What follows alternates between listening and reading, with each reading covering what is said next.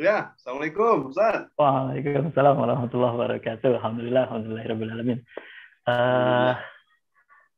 Sudah jam 9 lebih 8. Bagaimana Ustaz Budi? Siap? Ya, insya Allah. Ya, sambil jalan saja. Ya. Sambil mulai aja. Pak Dian, siap Pak Dian? Sebagai admin.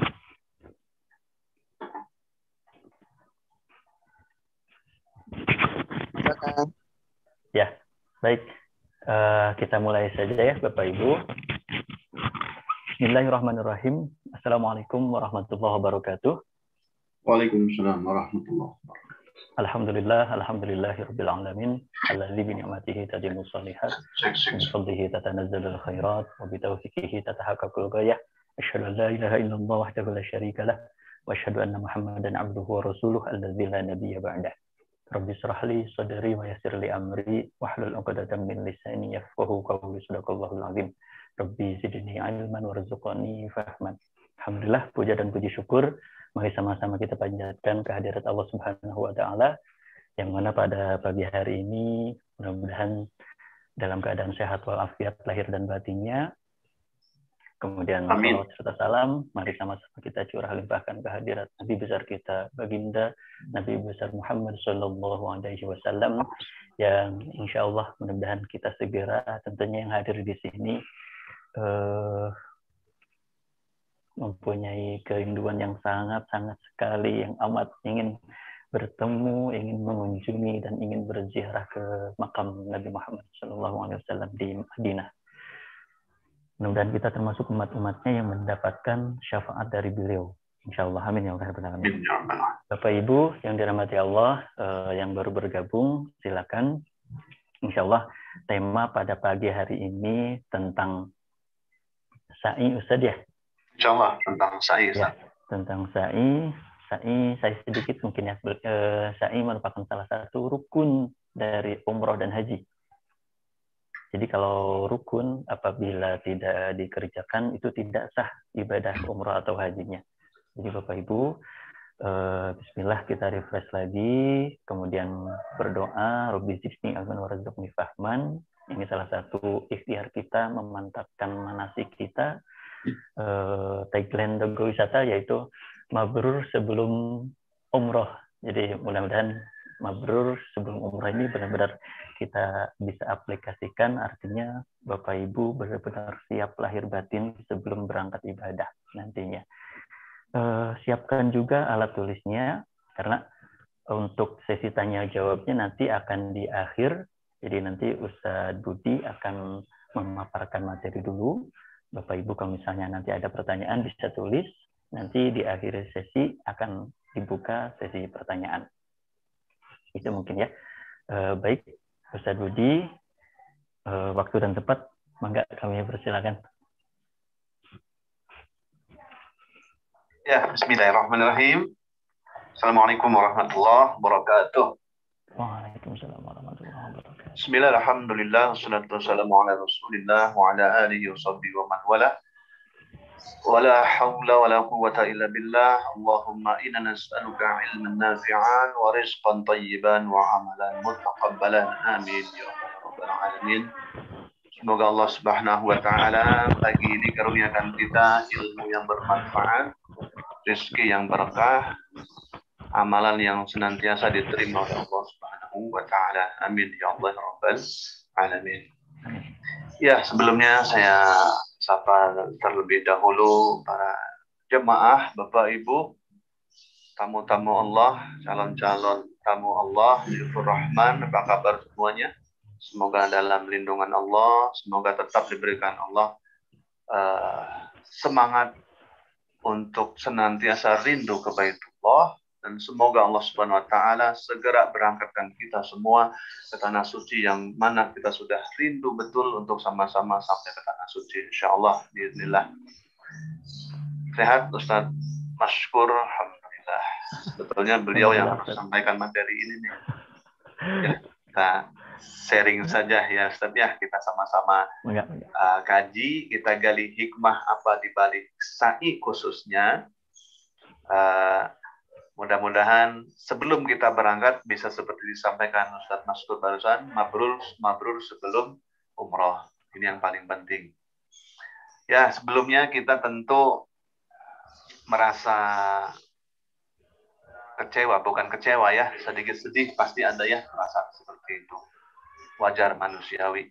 Kita sudah bersiap-siap, kita sudah mengatur rencana, ternyata rencana Allah berbeda. Nah, ini kalau kita kaitkan dengan peristiwa sa'i, sangat erat kaitannya dalam hikmah-hikmah yang terjadi di balik peristiwa sa'i. Ya, ada satu kisah cerita sebelum kita masuk ke materi tentang sa'i, Bapak Ibu sekalian. Mungkin di antara kita yang mempunyai seorang anak kecil ataupun yang sudah mulai beranjak dewasa, dan kita sudah menjanjikan sesuatu kepada anak tersebut. Ya, taruhlah kita sudah menjanjikan ingin mengajak ini anak untuk jalan-jalan, Ustaz. Kita punya anak yang baru kelas 6 SD, kelas 5 SD, atau TK. Kita janjikan kepada mereka, nah, besok, hari Ahad, hari Sabtu, Minggu besok, kan libur. Gimana kalau kita jalan-jalan ke Pangandaran? Tentu si anak akan bahagia, Ustaz. Mau, Bi, mau ya. Siap-siap ini anak, bawa koper, bawa perlengkapan untuk camping, bawa untuk berenang di Pangandaran. Ternyata besok ada kabar di Pangandaran bakal terjadi gempa, bakal terjadi tsunami. Ini anak nggak ngerti.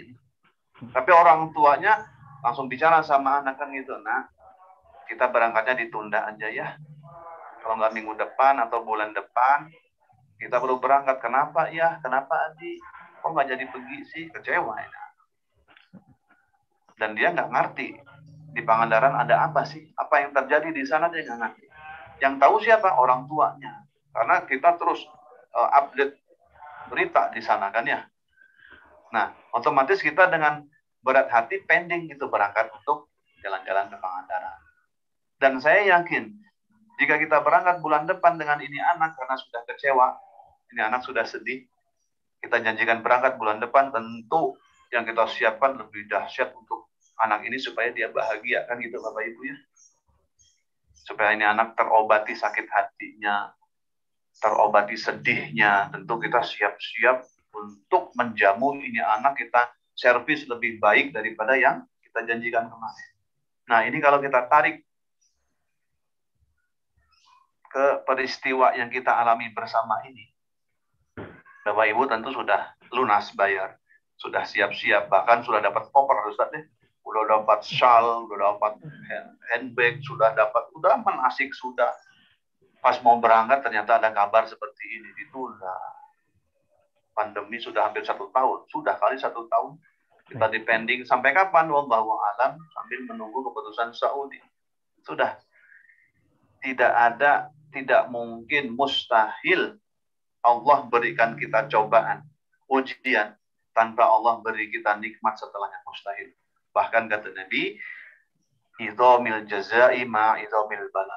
Besarnya pahala atau besarnya yang Allah berikan, kesenangan yang Allah berikan kepada kita, itu berbanding lurus dengan besarnya ujian atau rasa kecewa yang dialami hambanya akibat ujian yang diberikan Allah, namun dia bersabar di jalan Allah. Gitu ya. Jadi keterlambatan, bukan keterlambatan sih, takdir, qadar Allah. Dan semua juga ingin berangkat tepat waktu, semua. Termasuk travel, termasuk semua pembimbing, termasuk teman-teman yang di kantor yang persiapkan segalanya, hotel, catering, semua pengen fix tepat waktu. Termasuk jemaah sudah pasti. Qadar Allah terjadi seperti ini.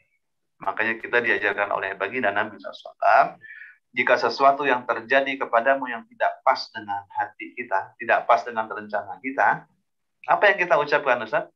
Qadarallahu wa ma syaa fa'al. Qadarallahu wa ma syaa fa'al. Ini takdir dari Allah. Dan Allah pasti akan laksanakan apa yang menjadi kehendak Allah Subhanahu wa taala. Di samping kita yakin di balik ini pasti ada hikmah-hikmah yang besar. Mudah-mudahan berangkatnya jemaah nanti ketika sudah waktunya normalnya berangkat, saya yakin pasti jamuan Allah lebih indah di tanah suci. Lebih besar digugurkan dosa-dosa kita. Dalam rentang waktu menunggu ini jangan dikira tidak ada pahala dari Allah, Bapak Ibu. Bukankah Allah janji innama yufassabiruna ajrohum bighairi hisab. Orang yang sabar terhadap ujian yang tidak enak, kata Allah, aku siapkan pahala yang besar di sisiku. Surat apa itu? Surat ke-39 ayat 10. Surat Az-Zumar ayat 10. Kata Allah, innama yufassabirun ajrohum bighairi hisab. Siapapun yang diuji dengan Allah tapi dia sabar. Sabar itu artinya tidak buruk sangka sama Allah. Kenapa sih Allah? Saya udah siap-siap berangkat nih. Udah kangen. Kok Allah nggak angkat sih ini pandemi? Nggak ada kalimat mengeluh. Tidak ada dia suudzon, buruk sangka. Pasti ada hikmah. Apa kata Allah? Ajrohum bighairi hisab. Itu pahala mengalir terus, Bapak Ibu. Mulai dari kita kecewa, tanda petik ya. Bukan kecewa dengan Allah. Kecewa dengan kenapa ya? Kok saya ditunda? Pasti ada sih perasaan. Kenapa ya? Nah, kita sabar. Sampai kita berangkat nanti, itu pahala sabar mengalir. Ini bisa terus pahala sabar, pahala sabar. Bayangkan sudah hampir setahun kita dapat pahala sabar. Nah, jadi dilarang oleh Nabi SAW berkata lau.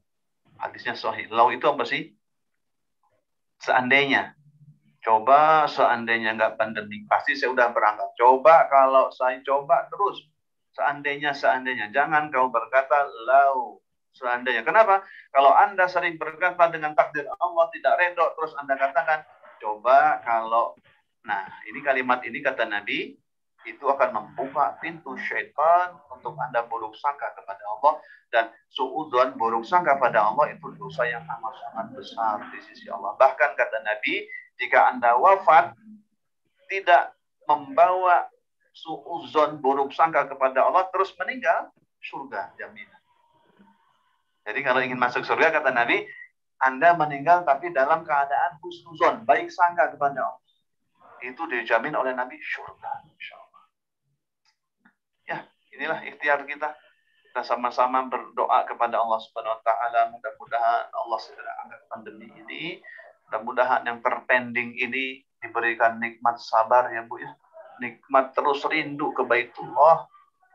Diberikan nikmat tawakal menggantungkan kepada Allah. Dan jangan sampai peristiwa ini membuat kita semakin jauh dari Allah Subhanahu wa taala.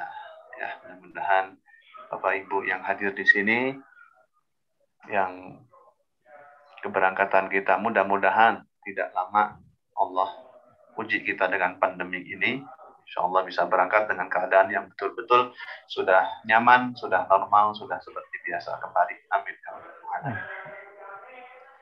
Ya, Bapak Ibu yang dirahmati Allah Subhanahu wa taala, pagi ini saya diamanahi oleh PT Dago Wisata untuk membahas tentang salah satu rukun dalam haji dan umroh.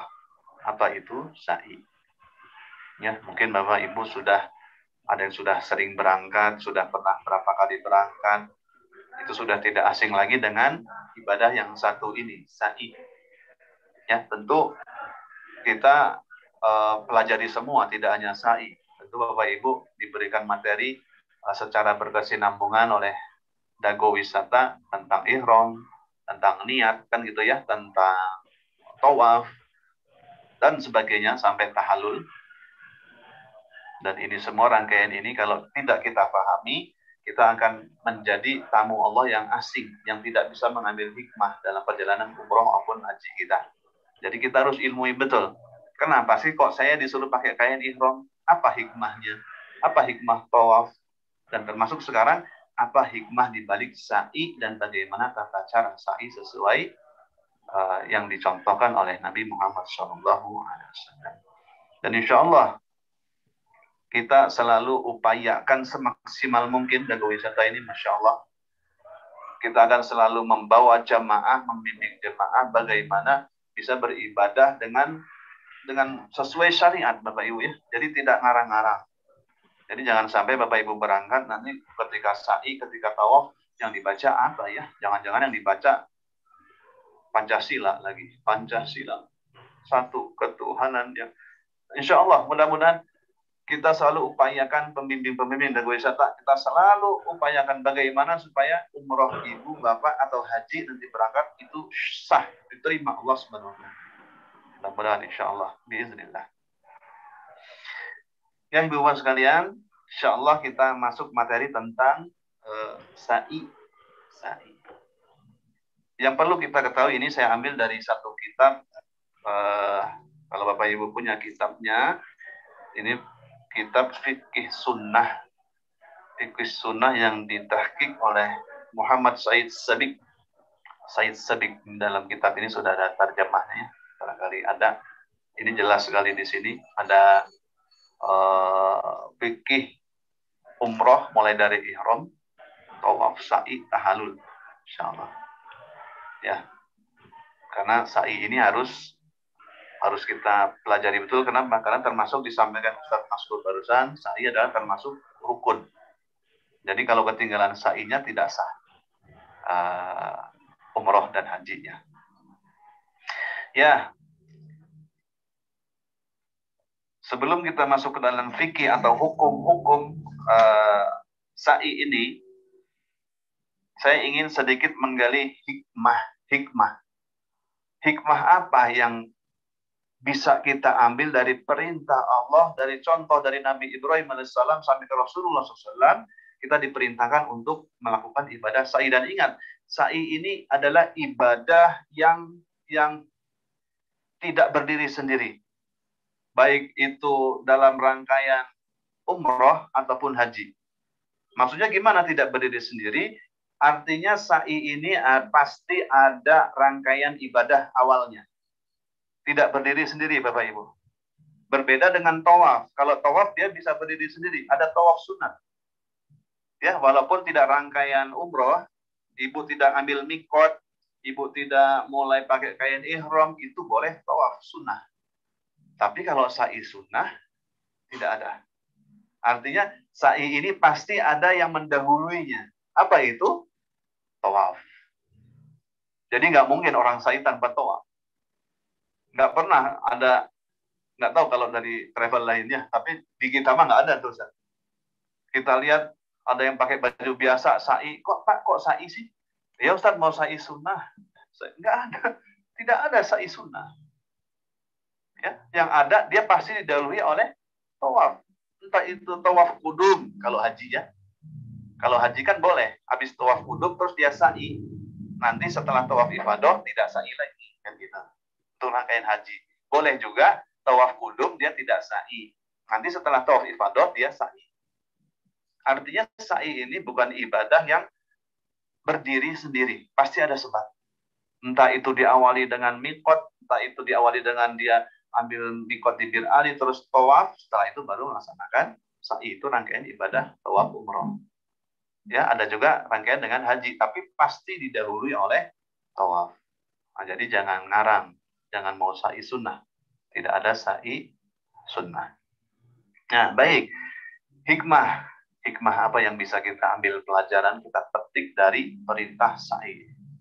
Ini kan peristiwa baik kita umroh ataupun haji itu kan rangkaian napak tilas ya Bapak Ibu ya. Napak tilas artinya kita mengikuti atau kita merenungi atau kita mencontoh yang dilakukan oleh orang-orang soleh sebelum kita. Wabil khusus tentang sa'i, saya garis bawahi, saya batasi tentang sa'i saja. Ini peristiwa sa'i tidak ujug-ujug ada, pasti ada penyebabnya. Apa sih sebabnya? Kok ada syariat ibadah sa'i seperti ini? Tentu kalau kita tarik garis ke belakang, tentu kita sudah paham semua mungkin Bapak Ibu ya. Yang melatar belakangi sa'i ini apa sih?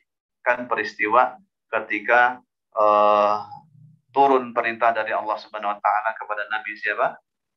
Nabi Ibrahim. Ibrahim alaihissalam. Julukan Nabi Ibrahim ini siapa, Bu? Khalilullah. Kekasih Allah. Orang yang dicintai oleh Allah Subhanahu wa Ta'ala. Itulah Nabi Ibrahim alaihissalam. Dan suatu saat datang perintah dari Allah Subhanahu wa Ta'ala agar supaya Nabi Ibrahim membawa istrinya Ibunda Hajar bersama putra yang masih kecil yang masih bayi, belum lepas dari susuan, yang bernama Ismail alaihissalam yang jadi nabi juga. Apa perintah Allah? Bawa istri dan anakmu yang masih kecil kemana? Dibawa ke Bakkah. Apa itu Bakkah?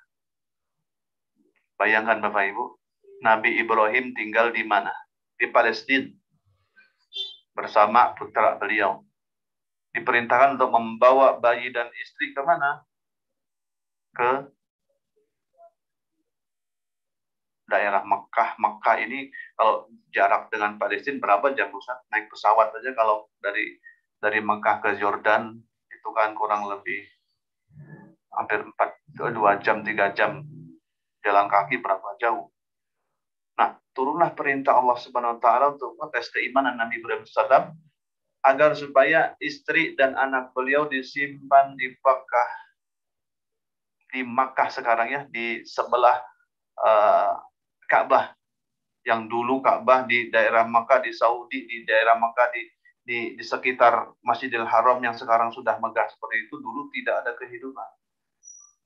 Bahkan kata penulis mu'alif disebutkan di sini, dulu daerah Makkah, apalagi sekitar Ka'bah, itu tidak ada wala ma'un, wala zar'in, wala ins, wala jin. Tidak ada tanda-tanda orang bisa menolong, tidak ada tanaman-tanaman, tidak ada manusia yang hidup, bahkan jin tidak ada. Tidak ada jin. Jin aja nggak ada, Ustaz. Artinya apa? Oleh Allah Subhanahu wa taala diperintahkan Nabi Ibrahim untuk menyimpan atau meletakkan atau mengantar istri beliau bersama anak di daerah yang sama sekali tidak ada kehidupan. Bagaimana reaksi Ibrahim? Ibrahim alaihissalam segera mengingatkan istrinya untuk mengemaskan pakaian. Kalau sekarang ya, beberangkas gitu Bu ya. Diperintahkan untuk siapkan baju, siapkan makanan, kita akan melakukan perjalanan jauh kan gitu. Mau kemana? Ayo aja ikut, kata Ibrahim. Dan nggak bisa ngomong. Naluri seorang ayah kan Bapak Ibu ya. Dia juga, ini ujian berat loh ini. Ujian berat. Oleh Allah diperintahkan untuk membawa istri dan anak yang masih kecil, diuji oleh Allah untuk disimpan di satu tempat yang tidak ada kehidupan. Kita bisa bayangkan bagaimana perasaan Nabi Ibrahim. Dibawalah dengan naik unta. Berhari-hari bahkan hampir berbulan sampailah di Mekah. Disimpanlah di situ. Kemudian oleh Nabi Ibrahim AS. Sebelum ditinggalkan oleh beliau, ditanya oleh istri yang tercinta. Apa kata Hajar? Beliau menanya kepada Ibrahim. Ketika Ibrahim sudah simpan itu istri dan anaknya, ketika akan pulang, Nabi Ibrahim ditanya oleh istri tercinta. Apa kata Siti Hajar? Bertanya kepada Ibrahim. Ya Ibrahim. Aina tadhhab? Wahai Ibrahim, mau kemana Anda? Wa tatrukuna bihadzal wadi?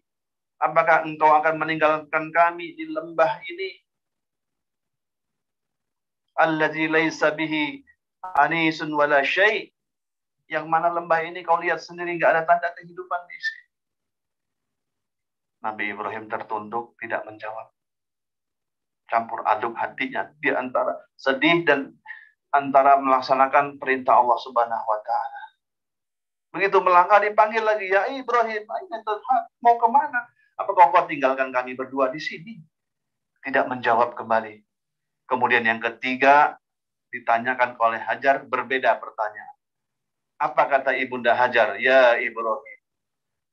Allahu amaruka bihada. Wahai Ibrahim, apakah ini perintah Allah? Oh, yang ketiga pertanyaan beda Bapak Ibu ya. Ya Ibrahim. Allahu amaruka bihada. Apakah Allah yang perintahkan Anda untuk tinggalkan kami di sini? Ibrahim dengan lemas, lesu, nunduk. Nah, betul ini perintah Allah. Lihat jawaban wanita yang solihah. Jawaban Hajar apa? Setelah Nabi Ibrahim mengatakan benar ini perintah Allah. Apa kata Ibunda Hajar? Idzan la yudayyi'una Allah. Kalau memang ini perintah Allah, Kami yakin, saya yakin, pasti Allah nggak akan mungkin mengecewakan kami. Pasti Allah tidak mungkin menelantarkan kami. Allah, inilah jawaban ibu-ibu yang solihah. Coba ibu kalau sekarang ditinggalin sama suami, ibu teh dibawa ke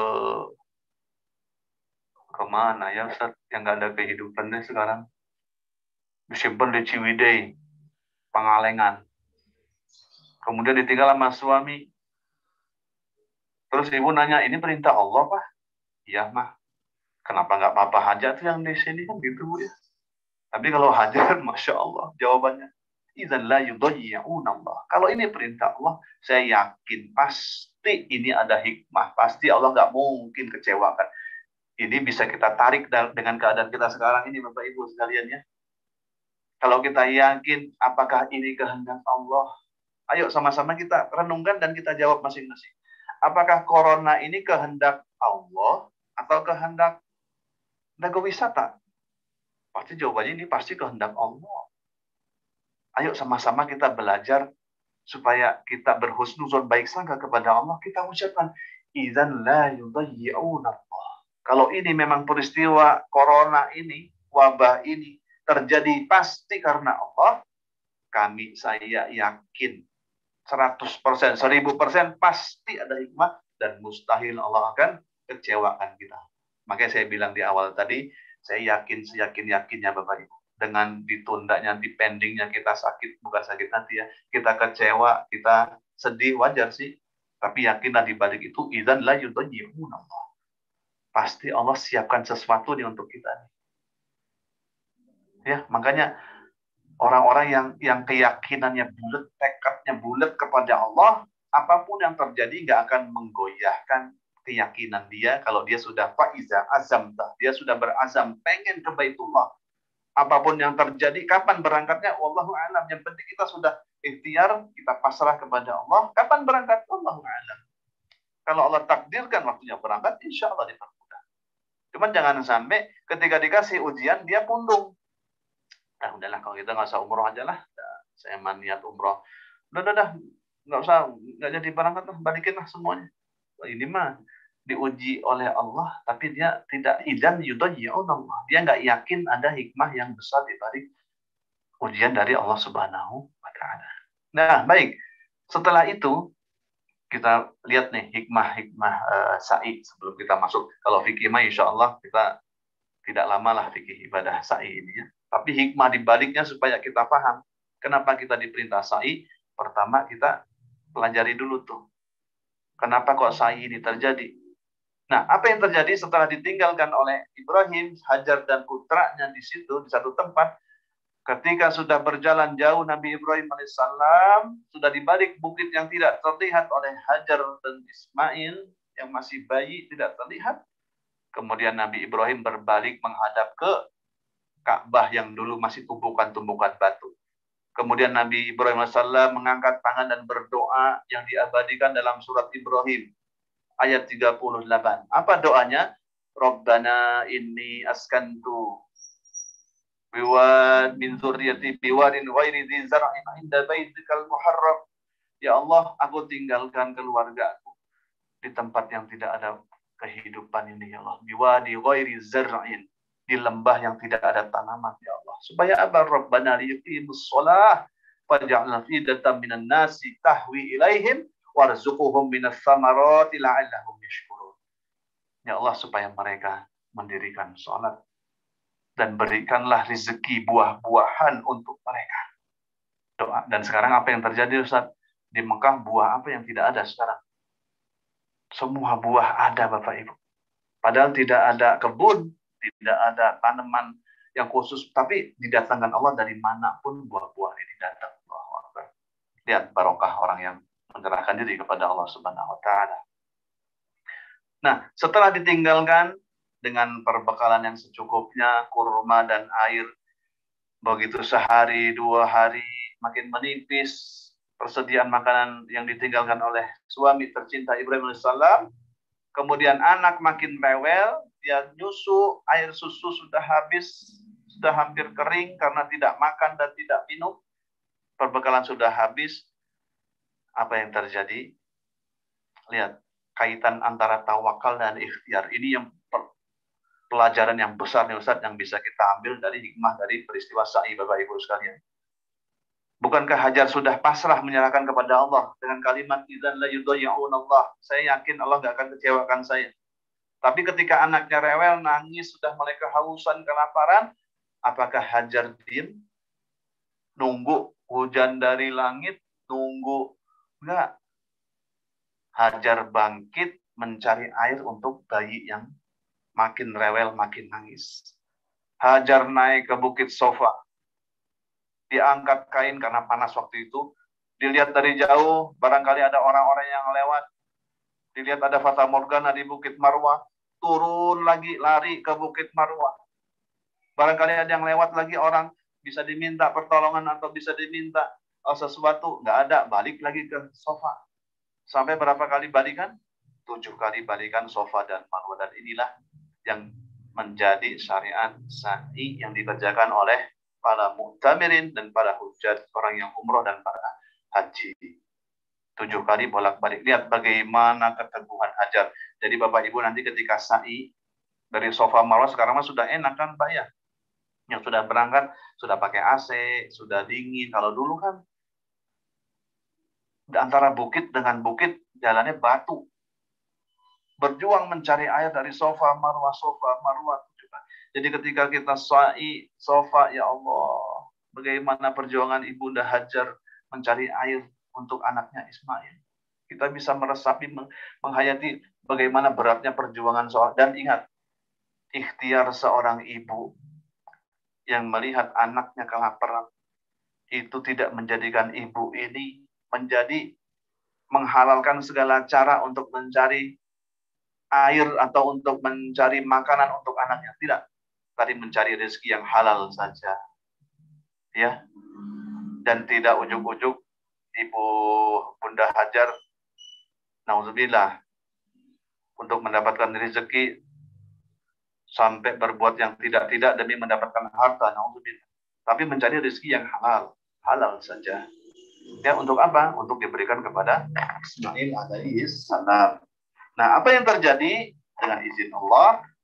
Bolak-balik Sofa Marwah 7 kali atas izin Allah, di mana keluar itu air Zam-Zam.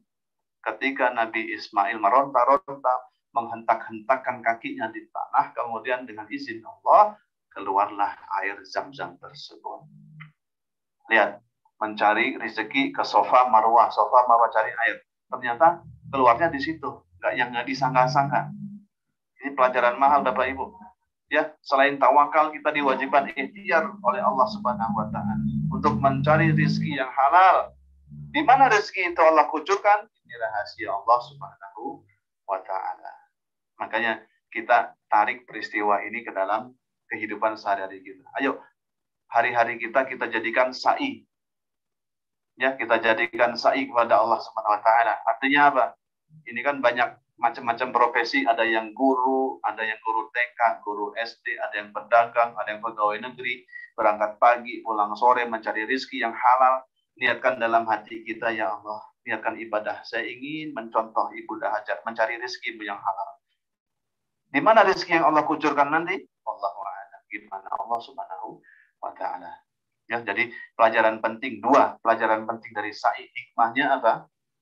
Pertama, tawakal yang penuh kepada Allah Subhanahu wa taala, apapun usaha kita, apapun yang kita lakukan.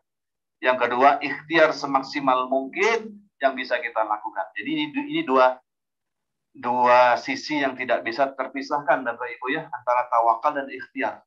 Tawakalnya seperti apa? Seperti Bunda Hajar, disimpan di tempat yang tidak ada kehidupan, yang tidak ada tanaman, tidak ada tanda-tanda kehidupan, tapi hatinya bulat, idzan la yudayyi'un. Saya yakin Allah tidak akan kecewakan kami. Tawakal bulat. Tapi tawakal tak cukup. Tidak. Tidak bisa kita tawakal. Ya sudahlah, duduk manis saja, nggak usah kerja. Nanti kalau ada hujan duit, nanti kan Allah, gimana Allah? Nggak bisa. Ya, orang tawakal harus dibarengi dengan yang kedua. Apa itu? Ikhtiar. Ikhtiar yang diridhoi Allah. Mencari rezeki yang halal. Bergerak. Ya nggak bisa diam aja Ustaz ya. Kita diam, gimana nanti ya Allah. Kalau ditakdirin kenyang-kenyang, kalau ya sudah lapar terus kalau begitu ya. Jadi ini dua hikmah yang besar yang bisa kita petik dari peristiwa sa'i yang insya Allah mudah-mudahan tidak lama lagi kita akan laksanakan. Ya, baik Bapak Ibu sekalian, itu hikmah dari ibadah sa'i. Jadi saya tekankan kembali bahwa sa'i ini adalah rangkaian. Ada penyebab orang melakukan sa'i. Tidak boleh ujuk-ujuk dia sa'i sendirian tanpa ada tawaf. Rada-rada aneh gitu kan ya. Mau kemana Ustaz? Mau sa'i Ustaz? Sa'i sunnah saya mah. Enggak. Jadi tidak ada. Ada sa'i itu harus diawali dengan tawaf. Entah itu tawaf haji, tawaf qudum, atau tawaf ifadah, atau tawaf umroh. Itu penyebab ada sa'i. Ya, baik. Sekarang kita masuk ke materi kita, sa'i. Sa'i ini asal kata dari sa'a wa yas'a. Artinya apa? Berjalan. Berjalan atau berlari dari kecil. Dari mana? Bainas Safa wal Marwah. Antara Safa dan Marwah.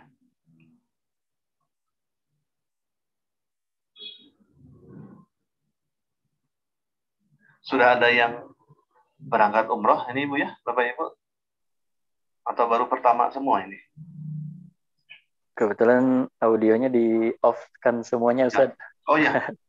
Oh ya, insya Allah mudah-mudahan pasti sudah ada yang beberapa berangkat insya Allah ke Tanah Suci. Ya baik, sa'i ini Bapak Ibu sekalian, ini kalau kita lihat dari pendapat para ulama, hukum sa'i. Hukum sa'i apa sih? Berbeda pendapat para ulama. Tapi di antara perbedaan pendapat itu ada yang mengatakan wajib, ada yang mengatakan sunnah. Ya, ada yang mengatakan wajib, tapi yang paling kuat jumhur ulama mengatakan ini wajib. Ya, jadi kalau orang sudah mengambil miqat,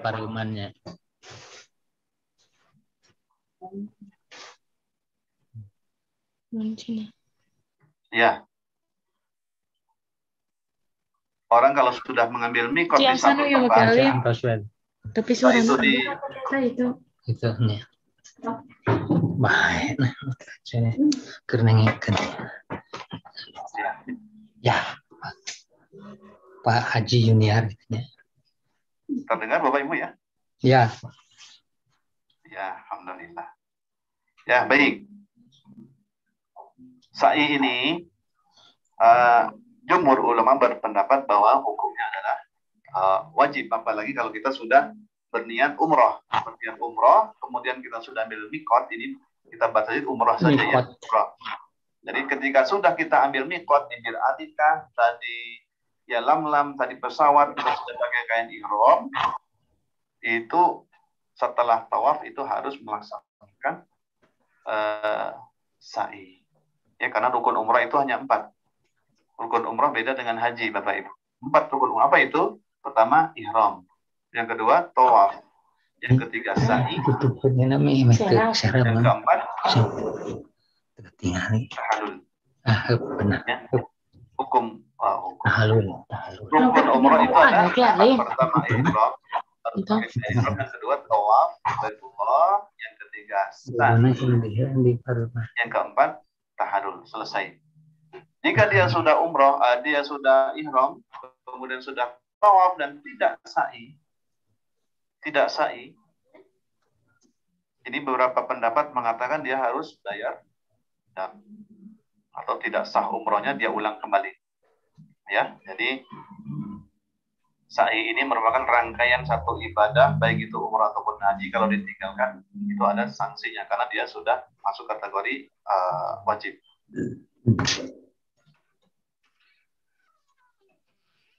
Ya, kalau bisa saya tampilkan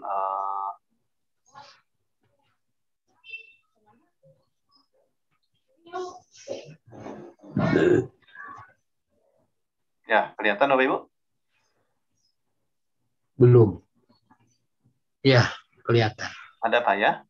Ya, kelihatan. Ya, ini ya, kita bahas tentang sa'i.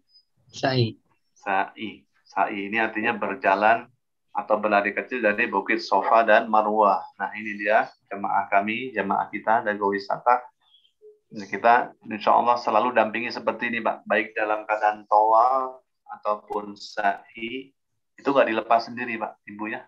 Kita pakai tanda syal seperti ini. Mudah-mudahan Bapak Ibu yang hadir di sini, nggak lama lagi kita ada di situ dalam keadaan seperti ini. Amin. Bebas dari wabah, bebas dari corona dan sebagainya. Insya Allah nggak lama kok. Ya, mudah-mudahan. Nah, sekarang sudah nyaman seperti ini, Bapak Ibu ya. Sudah enak nih. Sudah ber-AC, sudah dingin. Ini yang di atas. Ada yang lagi di basement, Bapak Ibu. Sa'i di basement ada, ini di lantai atasnya ada 3 lantai kalau tidak hilap. Tempat sa'i seperti ini. Ya, dan sudah dilengkapi dengan lampu hijau seperti ini, Bapak Ibu ya. Sudah ada lampu hijau seperti ini. Kalau dulu di kanan kirinya saja. Kalau sekarang sudah memanjang. Ya, yang mungkin sudah umroh, sudah tahun-tahun belakang umroh, ini sudah ada seperti ini. Ya, baik. Apa itu sa'i? Ini syarat sa'i. Ya, jadi sa'i ini dilakukan setelah tawaf. Ya, setelah tawaf. Atau setelah tawaf kita laksanakan dulu sholat 2 rakaat kan gitu ya. Setelah tawaf kan ada sholat sunnah tawaf Bapak Ibu ya, sholat sunat di belakang makam Ibrahim ya. Setelah tawaf, sholat 2 rakaat, kemudian berdoa, setelah itu minum zam-zam, setelah itu kita laksanakan yang namanya sa'i. Terus yang kedua, syarat sa'i dimulai dari Bukit Sofa dan berakhir di Marwah. Jadi jangan dibalik. Saya mau divariasi Pak, mulai dari Marwah ya mah enggak. Tapi ya akhirnya harus di Marwah lagi. Artinya Anda sa'inya yang satu tidak dianggap sah karena dimulai itu dari sofa. Ya, nanti kita lihat apa yang kita baca pertama di sofa. Terus yang ketiga, bagi laki-laki berlari-lari kecil. Ya, di antara dua pilar tersebut di sini ya. Nanti Bapak Ibu yang laki-laki ini disunahkan untuk lari-lari kecil mulai dari lampu hijau sampai ke batas lampu hijau yang depan ini. Ibu-ibu gimana? Ibu-ibu mah enggak usah lari-lari, si jatuh Bu ya. Jadi bapak-bapaknya saja yang berlari-lari kecil di sini. Apa doanya? Nanti kita bahas doa-doanya. Ini kita lihat dulu syarat sah sa'i. Kemudian dimulai dari Bukit Sofa dengan berdoa dan takbir 3 kali. Ya, jadi ketika mulai sa'i nanti kita mulai ke Bukit Sofa di sini, Bapak Ibu ya. Kita akan menuju ke Bukit Sofa terlebih dahulu, kemudian kita akan berdoa bersama-sama sambil menghadap ke Ka'bah. Kita angkat tangan, dipimpin oleh pembimbing, kemudian mengucapkan takbir Allahu Akbar, Allahu Akbar, Allahu Akbar. La ilaha illallah wahdahu la syarikalah, lahul mulku wa lahul hamdu, yuhyi wa yumit wa huwa ala kulli syai'in qadir. La ilaha illallah wahdah anjaza wa'dah wa nasara 'abdah wa hazamal ahzaba wahdah. Setelah itu oleh pembimbing akan dikeraskan suara, silakan Bapak Ibu berdoa masing-masing apa yang menjadi hajat, silakan. Kan tempat di sofa ini kan salah satu mahalul ijabah, tempat yang diijabah doa kita oleh Allah Subhanahu wa taala ya. Kalau di tempat tawaf banyak kan ya. Tapi kalau sa'i tempat mustajab yang cepat diijabah Allah Subhanahu wa taala adalah di Bukit Sofa dan di Bukit Marwah. Kalau tawaf ada di mana? Ada di Multazam, ada di Hijr Ismail, ada di belakang makam Ibrahim. Ya, jadi banyak tempat-tempat mustajabah. Nah, kalau sa'i kita makam mustajabun doa di Bukit Sofa yang pertama. Makanya setelah berdoa dikeraskan suara oleh pembimbing, oleh Ustadz Maskur dan sebagainya. Silakan Bapak Ibu berdoa masing-masing. Minta. Saya nggak bisa bahasa Arab, Ustadz. Boleh nggak bahasa Indonesia? Boleh. Mau bahasa Sunda, boleh. Bahasa Jawa. Gusti kula nyuwun pangapunten. Boleh. Da Allah Maha tahu semua bahasa. Ya, jadi silakan. Nah, setelah berdoa seperti ini, kita akan mulai berangkat untuk ke Bukit Marwah. Ya. Dan ingat Bapak Ibu sekalian, ini perlu saya sampaikan. Syarat sa'i itu berbeda dengan syarat ketika tawaf. Apa bedanya?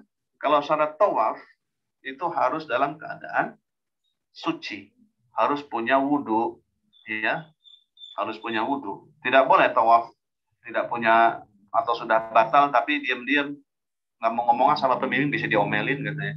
Ini nggak sah tawafnya. Kalau memang kentut, ngomong sama pembimbing waktu tawaf. Ustadz, saya kentut. Yakin kentut ibu? Yakin Ustadz. Ya sudah. Keluar dulu wudhu, diantarin oleh mutawif kan gitu kan, untuk wudhu terus lanjutkan lagi tawaf. Tapi kalau sa'i, Bapak Ibu sekalian, itu tidak ada syarat untuk harus suci. Ya memang adabnya punya wudhu sih, tapi kalaupun batal itu tidak apa-apa. Jadi nggak usah keluar, nggak usah bingung. Udah kentut misalnya ditahan-tahan ketika tawaf kan gitu. Ketika tawaf ditahan, ketika masuk tempat sa'i balas dendam, Pak. Dia kentut di situ. Udah lanjut saja. Ini lanjut saja. Karena tidak ada syariat untuk harus punya wudhu. Walaupun adabnya memang punya wudhu. Tapi kalau batal tidak membatalkan, maksud saya tidak menjadikan tawaf sa'i kita tidak sah. Tidak. Berbeda dengan tawaf. Ya. Nah, jadi perbedaannya seperti itu. Sa'i dan tawaf. Kalau sa'i boleh kita tidak punya wudhu. Terus kalau ngobrol boleh nggak ketika sa'i? Boleh. Misalnya Bapak Ibu ketemu tempat sa'i sama teman sekamar ngobrol. Bu dari mana Bu? Saya dari Caekek. Oh dekat atau saya Cilenyi, ngobrol deh sampai Bukit Marwah sampai selesai tahallul, boleh nggak? Boleh, sah nggak? Sah. Cuman kan sayang Bu, masa ketika sa'i ngobrol sih? Padahal di situ saat mustajab doa, tempat ijabah doa, sudah banyak zikir, ingat Allah, berdoa. Saat itu saat diijabah Allah. Ngobrol mah nanti di kamar 2-an, 3-an, 4-an ngobrol. Ya, jangan sampai kita suka ngerusak sendiri ibadah kita nih Ustaz ya. Dengan apa? Dengan pertama dengan ngobrol, yang kedua dengan apa? Dengan selfie. Dengan HP. Ketika orang sibuk berdoa, ada seseorang, saya pernah tuh bawa seorang jamaah yang adalah satu orang jamaah, ketika tawaf dia diminta oleh teman-temannya untuk men-shoot, merekam, memvideokan. Jadi ketika teman-temannya tawaf sa'i seperti ini, dia malah merekam balik arah, balik badan, dia merekam sambil tidak menikmati sa'i, tidak berdoa. Saya bilang, Pak, bukankah Bapak untuk umroh ini setahun sekali aja belum tentu, saya bilang. Jadi sudah disampai sini, sudah kita sibukkan, fokuskan dengan doa dulu. Setelah sa'i baru Bapak boleh foto, boleh rekam, silahkan. Kan sayang Bapak Ibu, ke Tanah Suci, ke Mekah, ke Madinah, hanya memfilmkan saja tanpa bisa mengambil hikmah, tanpa bisa gugur dosa, tanpa bisa berdoa, sayang. Maka yang paling merusak tuh ini nih. Makanya saya suka buat kesepakatan sama Bapak Ibu ketika berangkat sama jamaah. Ketika sudah pakai ihram, ketika tawaf dan sa'i, tidak ada ceritanya untuk foto-fotoan dulu. Ya, kecuali untuk pakai headset seperti ini. Itu ada pakai radio, pakai handphone. Tapi kalau untuk foto, kita buat kesepakatan dulu, tidak ada yang sibuk selfie atau ganti status, Ustaz. Sibuk ganti status, putaran pertama ganti status. Alhamdulillah, putaran sa'i kedua, kiri di IG story. Ketiga, ganti lagi, Allah. Sudah, matiin, sibukkan dengan zikir, mohon ampun kepada Allah, doain anak, doain keluarga kita, minta apa yang Ibu minta. Allah. Ini saat ijabah doa. Kok sibuk dengan hati? Nah, jadi kembali. Kita berjalan menuju Safa Marwah. Itu berapa kali? 7 kali putaran. Dengan catatan 1 putaran dari Safa ke Marwah. Safa Marwah 1. Marwah Safa 2. Safa Marwah lagi 3. Marwah Safa 4. Jadi harus berakhir di Bukit Marwah. Nah, seandainya lupa hitungan gimana Ustaz? Kita lupa hitungan nih. Saya pernah bukan berisi tegang, berdebat antara 3 dan 5. Kalau ganjil dan genap sih insya Allah bisa terkontrol semua. Pokoknya Ibu ingat, kalau dari Safa ke Marwah itu kan hitungannya ganjil. 1, 3, 5, 7 kan ya? Dari Safa ke Marwah. Dari Marwah ke Safa selalu genap. 2, 4, 6 itu gampang. Tapi yang jadi masalah ketika dari Safa ke Marwah, misalnya saya bimbing, saya hitung baru 3. Ternyata kata jamaah, enggak Ustaz, sudah 5. Kan sama-sama ganjil tuh. Sementara nggak bawa hitungan. Saya suka bawa ini sekarang, bawa tasbih yang 7 itu Ustaz ya. Jadi nggak bisa ngeles, nggak bisa salah. Kalau dulu mah nggak bawa itu. Saya ngitung 3, tapi kata jemaah 5. Walau alam mana yang benar. Mungkin jemaahnya udah capek. Baru 3 udah dibilang 5. Kan itu bawaan capek bisa ya Bapak Ibu. Bayangkan dari pesawat nggak tidur. Sampai malam jam 12 tawaf sa'i. 3 putaran dibilang 5. Akhirnya gimana? Gimana coba kalau seperti itu Bapak Ibu? Ada jemaah bilang 3. Atau pembimbing bilang 5. Terus debat. Mana yang diambil? Kalau menurut kitab ini fikih sunnah itu Said Sabiq ini diambil yang kecil. Yang kecil. Karena ada 2 kubu nih. 3 ada 5. 3, 5. Daripada ribut, berantem ketika sa'i, harus ambil yang kecil. Seperti sholat, sama seperti sholat. Dia 2, tilunya, rakaat 2, 3. Kan gitu. Kalau udah ngantuk, tahajudnya ngantuk. Misalnya ini 2, 3. Ambil yang kecil. Kan gitu ya. Harus legowo yang merasa sudah 5. Nah, jangan sampai ngedumel. Ini udah 3. Dan kita mah banyak ini ya. Makanya dalam umroh ini kata Allah loh ini ya. Diingatkan Allah apa? Fatimul hajja wal umratillah fala faman hajja farada fihinna fala rafas fala fusuq wala jidal. Jangan suka bertengkar, jangan suka berdebat, ya. Jangan suka apa ya? Suka nyalah-nyalahin orang. Namanya fikih ya, fikih Ustaz. Kita belajar fikih ini pasti harus siap dengan perbedaan, ya. Jangan merasa paling benar. Itu masalah yang itu, yang benar mah saya. Ini mereka juga punya dalil. Pemahamannya beda, kan gitu kan ya. Ada yang muter di Bukit Safa Marwah nggak nyampe, tidak sampai di atas, kan gitu ya. Maksudnya di atas bukitnya kan ada tiang tuh. Ada yang bilang harus melewati tiang, tapi ada juga yang dibilang di sini di fikih sunnah tidak harus nyampe ke paling atas dekat batunya, cukup menginjakan kaki di kaki bukit. Artinya sudah batas masuk Marwah, terus muter itu sah. Nah, untuk masalah begini jangan sampai jadi jidal, jadi perdebatan, bahkan pertengkaran, bahkan merajuk pundung, nggak mau sholat lagi di Masjid Haram. Kok nggak mau sih Pak? Saya pernah begitu tuh. Ustaz, besok subuh saya di hotel aja lah. Saya nggak mau di. Kenapa Pak? Habis Masjidil Haram nggak ada kunutnya. Saya biasa kunut. Ya Allah ya. Udah mau kunut nggak kunut itu teh semua ada pegangan, ada dalil kan gitu. Yang salah yang mana? Yang nggak sholat subuh. Sudah. Kalau sudah mulai berangkat, apalagi di Makkah, di Madinah, itu banyak mazhab, lintas pemahaman, NU, Muhammadiyah, kalau di kita mah ya, kalau di Makkah, Madinah kan nggak ada ilmu. Di kita kan ada tuh, ada yang utek-utekan, ada yang termasuk sa'i ini. Jangan sampai kita merasa paling benar, merasa paling. Sudah, kita punya landasan, kita jalankan sesuai petunjuk yang kita pahami bersama, kita sepakati bersama. Ya, baik. Bapak Ibu lupa hitungan, ingat, lihat di depannya. Kalau menuju ke Marwah itu pasti genap. Kalau menuju ke Safa pasti ganjil, dan di akhir pasti di Bukit Marwah. Kalau berhenti di Bukit Safa artinya itu masih kurang putarannya. Ya, sekarang kita masuk ke hukum-hukumnya ya, hukum sedikit ini ya. Hukum sa'i berjalan kaki dan dipakai tandu atau pakai dorongan. Kalau sekarang ada skuter ya, skuter metik kan ada tuh sekarang di tengah. Bagaimana hukumnya?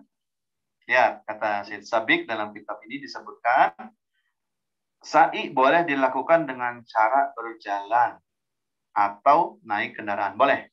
Tetapi berjalan kaki lebih utama. Di dalam sebuah hadis riwayat Ibnu Abbas, terdapat penjelasan bahwa Nabi Muhammad SAW berjalan kaki. Namun setelah banyak yang mengerubungi beliau juga pernah sa'i dengan mengendarai kendaraan. Artinya apa? Kalau orang yang masih sehat, masih kuat jalan, lebih afdolnya jalan kaki. Tapi kalau sudah capek, ibu nggak kuat, Ustaz, kaki sudah mulai nyutan, udah usia sekian ya, 60-an sekian, boleh nggak pakai? Boleh, silakan. Pakai kereta dorong atau kursi roda yang ada di tengah-tengah tempat sa'i. Itu diperkenankan. Tapi kalau masih sehat, nah itu ya boleh, tapi kurang afdol lah ya. Kita jalan kaki saja.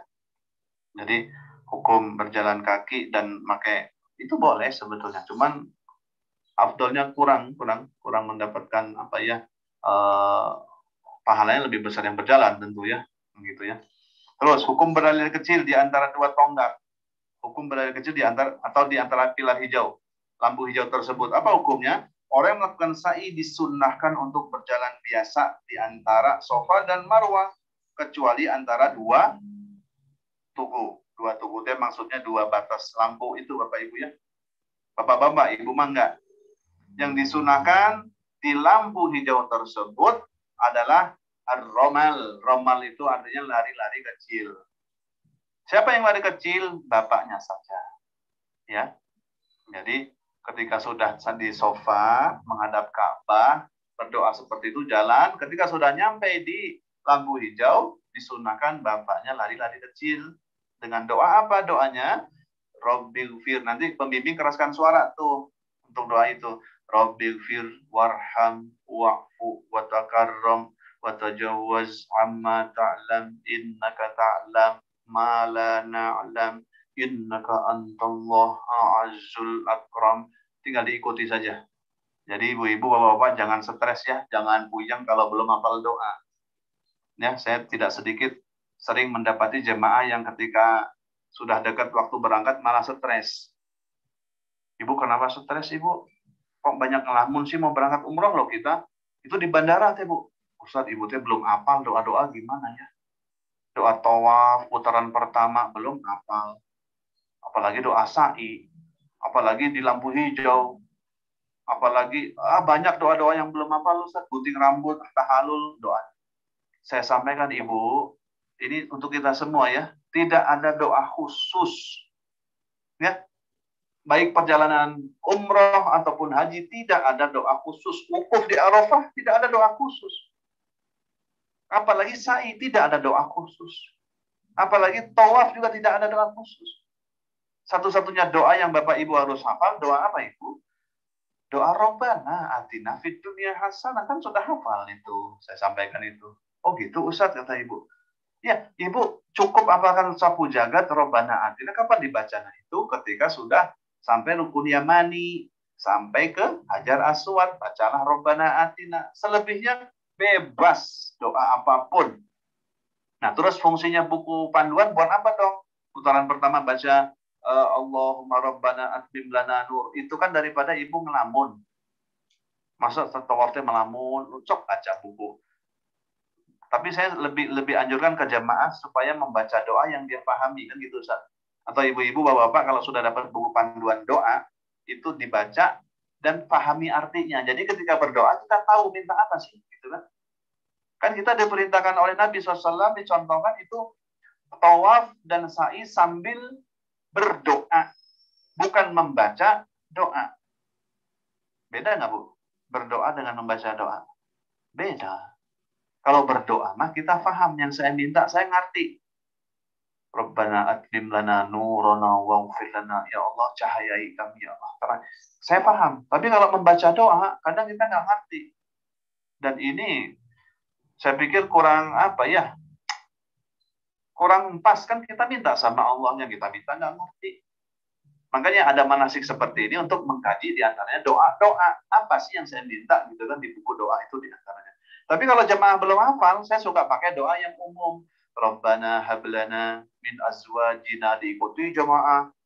Wa dzurriyyatina qurra, kan perlu semua gitu. Itu kan kita semua perlu doa itu. Ya Allah jadikan pasangan saya, anak-anak saya, anak yang soleh kan gitu. Rabbana faghfir lana dzunubana wa liwalidayna, ampuni juga orang tua saya. Atau minta rezeki pada Allah, Allahumma rzuqna rizqan wasi'an halalan thayyiban, berikan kami rezeki yang halal berkah ya Allah. Jemaah ngikutin. Ya, jadi Bapak Ibu jangan pernah terpikir gelisah, jangan pernah stres karena belum hafal doa. Nanti pembimbing pun akan keraskan suara. Ya, seperti di lampu hijau seperti ini kita akan kerahkan suara. Ibu bapak tinggal ikuti. Rabbighfir, ikuti. Rabbighfir, warham, wa'fu, watakarram. Nanti pelan-pelankan insya Allah. Ya, jadi jangan dibebani dengan doa-doa yang ada dalam buku panduan umroh. Ya, jadi jangan sampai stres. Ya, jadi hukum berlari dari kecil di lampu hijau itu siapa yang melaksanakan? Hanya bapak-bapak saja. Nah, sekarang masuk ke hukum mendaki dan berdoa di Bukit Sofa wal Marwah. Kata mu'alif, Syekh Sabiq menjelaskan di sini disunnahkan untuk naik ke atas Bukit Sofa dan Bukit Marwah dan berdoa di atasnya untuk mendapatkan kebaikan dunia dan akhirat dengan posisi menghadap kiblat. Hal ini untuk mengikuti Nabi SAW karena beliau ketika itu muncul dari Sofa, setelah dekat Bukit Sofa beliau membaca firman Allah. Nah, ini kembali doa. Ketika kita setelah tawaf kemudian minum zam-zam menuju tempat sa'i ke Bukit Sofa, kita disunnahkan membaca doa ini yang terdapat dalam surat Al-Baqarah ayat 158. Kembali pembimbing akan keraskan suara, Innas Sofa wal Marwata min sya'airillah faman hajjal baita aw ya'tamara fala junaha alaihi. Terus diikuti terus oleh jemaah sampai syakirun alim. Itu diikuti saja, diulangi sama jemaah. Ya, jadi jangan saya belum hafal Pak doa ini nggak apa-apa. Ya, kalau ibu belum hafal doa-doa, cukup aminkan ketika pembimbing mengangkat tangan berdoa menghadap kiblat. Bapak Ibu belum hafal doanya, yang tadi yang kita bacakan setelah naik ke Bukit Sofa menghadap kiblat, menghadap Ka'bah, kita angkat tangan sambil membaca la ilaha illallah wahdahu. Takbir dulu 3 kali. Allahu akbar, Allahu akbar, Allahu akbar. La ilaha illallah wahdahu la syarika lahul mulku wa lahul hamdu yuhyi wa dan seterusnya. Anjaza wa'dah wa nasara dan seterusnya. Ibu belum hafal doa itu. Cukup ibu katakan amin. Amin, amin, amin. Apapun yang diminta dengan oleh grup ini katakan amin saja kalau belum hafal ya. Jadi jangan dipusingkan dengan doa-doa. Nah, begitu naik ke Bukit Sofa, berdoa dengan doa tersebut, kemudian beliau bersabda memulai sa'i. Beliau dengan kalimat apa? Rasulullah SAW memulai dengan kalimat abda'u bima bada Allah bih. Aku memulai sa'i ini dengan apa yang Allah perintahkan untuk memulainya. Beliau melakukan sa'i dari Bukit Sofa naik ke atas hingga melihat Ka'bah. Beliau menghadap ke kiblat dan berdoa seperti yang kita sampaikan doa tersebut tadi. Kemudian berjalanlah sampai di atas Bukit Marwah. Jadi berdoa terus antara Sofa dan Marwah. Dan berdoa di antara Sofa dan Marwah. Jadi disunnahkan untuk berdoa di antara dua bukit tersebut juga. Makanya jangan sampai ngobrol masalah selain selain ibadah ada di dalamnya ya. Jangan ngobrol ini lampu bagus amat ya, disimpan di kamar kayaknya. Udah, kita sibukkan dengan berdoa. Kata Nabi SAW, beliau berdoa ketika di Sofa dan Marwah di dalam sebuah hadis ketika melakukan sa'i, beliau berdoa dengan berdoa Rabbi fir warham wahdinis sabili al-aqwam. Ya Allah, ampunilah hamba, sayangi hamba, tunjukkan hamba kepada jalan yang lurus. Dipenuhi lagi dengan doa-doa lain disebut oleh Nabi SAW, Rabbi fir warham innaka antal azizul akram. Ya Allah, ampuni saya. Artinya apa Bapak Ibu? Ketika antara Sofa dan Marwah, Rasulullah SAW selalu isi dengan doa dan zikir kepada Allah Subhanahu wa Ta'ala. Ya, nanti pun biasanya kita akan pimpin zikir bareng di sana, doa bareng di sana. Subhanallah, walhamdulillah, la ilaha illallah, wallahu akbar dan seterusnya. Ya, jadi kembali ke prinsip kita, Bapak Ibu ya. Jadi jangan sampai dipusingkan, jangan sampai dipuyengkan dengan hafalan-hafalan doa. Ya.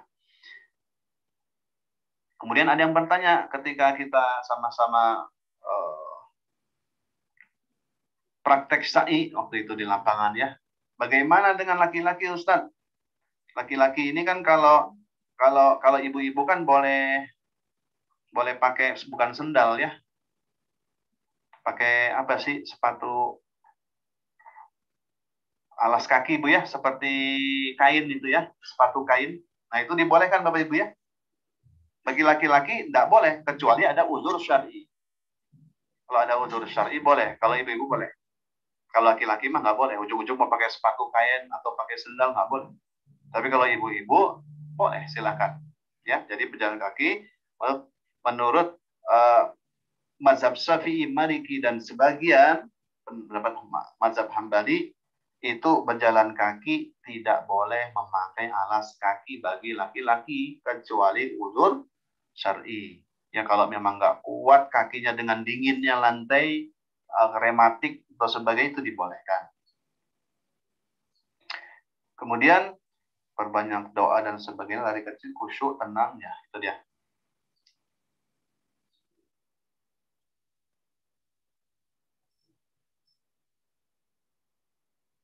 Ya, berapa kali? 7 kali sampai menjelang kita tahalul. Nah, sekarang pertanyaan berikutnya, bagaimana jika ketika sa'i, ketika sa'i udah 3 putaran terdengar suara azan? Kan ini sering nih. Khususnya ketika umroh kedua, kita masuk ketika pada zuhur, habis makan siang, kita masuk tempat tawaf, sa'i, umroh kedua, pas tengah-tengah sa'i azan asar, baru 3 tuh. Gimana nih? Terusin atau dilanjut? Nah, di sini mu'alif dijelaskan oleh para ulama, jika terputus ibadah sa'i, apalagi untuk sholat, itu tidak mengapa. Kita berhenti untuk sholat dulu, kemudian setelah sholat, kita lanjutkan sisa putaran sa'i kita. Ya, sama posisi ketika tawaf juga seperti itu. Jika ada azan, sudah berhenti sholat dulu, lanjutkan putaran selanjutnya untuk sholat. Terus untuk minum gimana? Kan di kanan kiri ada zam-zam tuh. Ketika sa'i, saya haus, pengen minum dulu, boleh nggak? Boleh, bebas kok sa'i kok.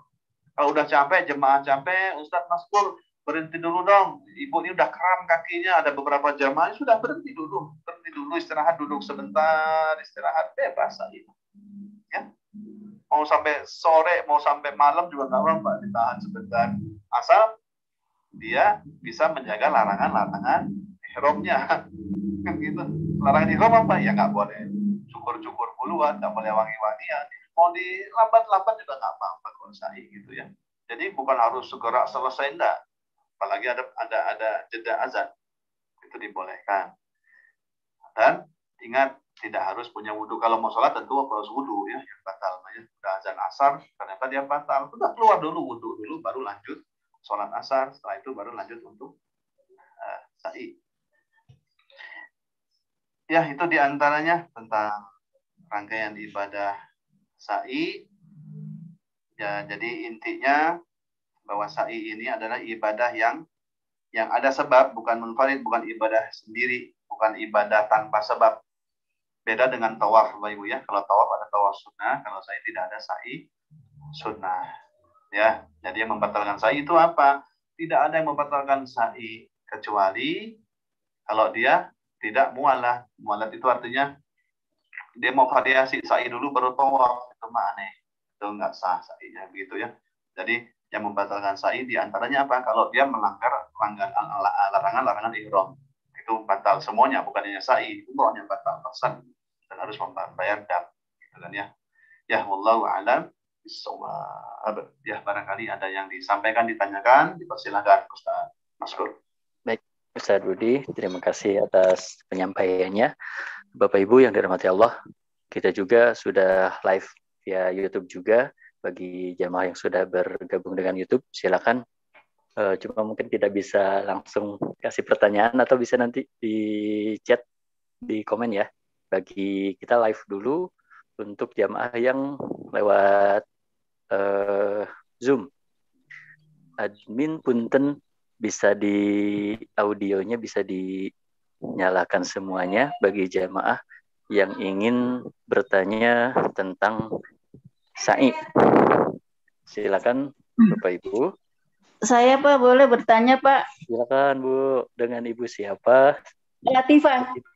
Bu Latifah, dari mana Bu Latifah? Dari Bandung Pak. Di Bandung. Mangga silakan. Apa saya nggak bisa bukain lagi, nggak pakai jilbab? Oh iya, mangga. Iya, saya mau bertanya satu tentang tadi yang Bapak sampaikan itu ketika ada di sa'i, kemudian terputus dengan ada sholat misalkan duhur atau asar. Sementara saya misalkan sudah batal dan saya harus wudhu dulu kan ya Pak ya. Tapi karena wanita itu kan itu wudhunya kan mungkin di sekitar situ aja apa ya, di sekitar sa'i aja. Sehingga kan kalau tidak boleh buka aurat itu ya, tidak boleh membuka kalau membasuh kaki, membasuh tangan kan itu biar supaya tidak kena aurat kan, boleh nggak jadi sepatu ininya aja, kaos kakinya saja gitu. Kalau kalau untuk baju lengan itu di depannya aja gitu, jadi nggak buka aurat lah gitu Pak, pada prinsipnya seperti itu. Atau misalkan di tempat air jam-jamnya berarti menggunakan air jam-jam, atau kadang-kadang saya suka bawa spray itu Pak. Jadi saya melakukan empat itu aja lah yang diwajibkan wudhu, menggunakan semprot gitu, disemprot aja tapi permukaannya saja gitu, nggak buka aurat juga di kaki ya, semprotin di kaki kayak gitu Pak. Itu bagaimana Pak menurut Bapak gitu? Jadi wudhunya gitu Pak, ketika kita masih kondisi belum tahalul kan, tahalul ya kalau membatalkan itu ya gitu Pak. Jadi masalah wudhu aja gitu. Apakah bagaimana gitu baiknya? Baik, ketangkap Ustaz ya pertanyaannya. Baik, satu-satu dulu mungkin ya, nanti dijawab. Mangga, silakan Ustaz. Ya, terima kasih Ibu. Pertanyaan yang bagus. Bagaimana ketika kita sa'i terus datang azan mau sholat, sementara kita udah batal. Di mana wudhunya? Nah, sekarang tempat wudhu sudah tidak terlalu jauh kalau untuk sa'i, untuk ibu-ibu. Begitu keluar di pintu dekat marwah, di sebelah kanan itu ada tempat wudhu sekarang untuk ibu-ibu, untuk wanita. Nah, lebih meyakinkan, lebih menenangkan kalau ibu bisa wudhu di tempat wudhu yang khusus perempuan, dan itu akan diantar oleh mutawif gitu ya, tidak akan dibiarkan sendiri. Kalau ketika sudah azan berkumandang, tentu pembimbing stop, maksudnya diinstruksikan untuk stop ini jemaah. Ayo stop dulu kita ambil soft, ambil soft untuk sholat berjamaah. Ternyata ada ibu yang ngacung kayak ibu ini misalnya. Ustaz, saya batal nih, udah kentut misalnya, udah batal. Gimana nih saya mau wudhu? Memang kalaupun tidak ada toilet yang dekat, itu boleh. Kalau nggak ada air apalagi boleh tayamum gitu kan ya. Itu kan darurat, itu bisa menjadikan sesuatu yang nggak boleh jadi boleh kan. Tapi kalau ada air, ibu lebih afdol ke air dan diantar oleh mutawif. Saya minta, nanti pembimbing minta tuh ke mutawif, tolong antar ibu ini ke tempat wudhu, terus tungguin di sana. Sekarang nggak jauh kok, nggak jauh tempat wudhu, dan sudah banyak keran-keran di kamar mandi ibu-ibu, begitu Bu ya. Tapi kalau spray, pakai spray boleh nggak? Spray boleh. Kalau pakai spray itu untuk apa biasanya? Untuk ketika sudah misalnya di Masjidil Haram nih, mau sholat, sudah normal kondisi, ibu habis sholat maghrib sudah dapat saf di dalam tuh, di saf kan ibu-ibu rame tuh, ibu sudah dapat saf, ternyata ibu batal, buang angin, mau keluar lagi, takut nggak bisa masuk lagi, kan udah ditutupin tuh pagar, gitu, mau keluar. Nah, itu fungsinya yang spray itu tuh, betul. Saya suka bawa itu, minta jemaah bawa yang spray. Boleh kita pakai spray, cukup kita yang anggota yang harus kita basuh saja, yang wajib muka, telapak tangan, kemudian kepala, kaki, beres, semprot. Betul, itu sangat efektif, sangat membantu dalam kita mempertahankan diri kita ada di dalam Masjidil Haram. Ya, keluar nanti nggak dapat tempat lagi kan gitu, atau susah masuk, apalagi umrohnya Ramadan. Oh ya Allah, itu kalau keluar dikit sudah pleng, nggak bisa kan. Nah, itu fungsi spray di situ. Tapi kalau sa'i itu ada keleluasaan, itu air ada, tempatnya juga memungkinkan. Nah, jadi lebih afdal kita, apalagi mau sholat, itu pasti udah stop tuh, sa'inya juga stop pasti orang-orang. Nah, jadi kita sempurnakan wudhu di mana? Di kamar mandi, di toilet wanita. Allah alam besar itu Bu ya. Ya. Ibu sudah terjawab. Terima kasih Pak, ya sudah terjawab. Ya. Baik, Bapak Ibu silakan yang ingin bertanya kembali mengenai sa'i, atau bagian admin mungkin nanti bisa dicek di kolom komen di YouTube, barangkali ada yang mau bertanya, silakan.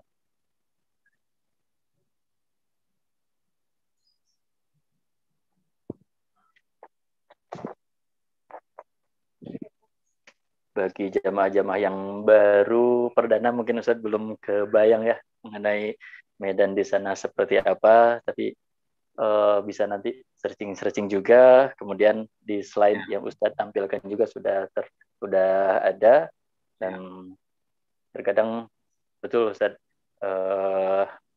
kita sering terbebani sama doa. Padahal yang tadi disampaikan oleh Ustaz bahwa tidak ada doa khusus.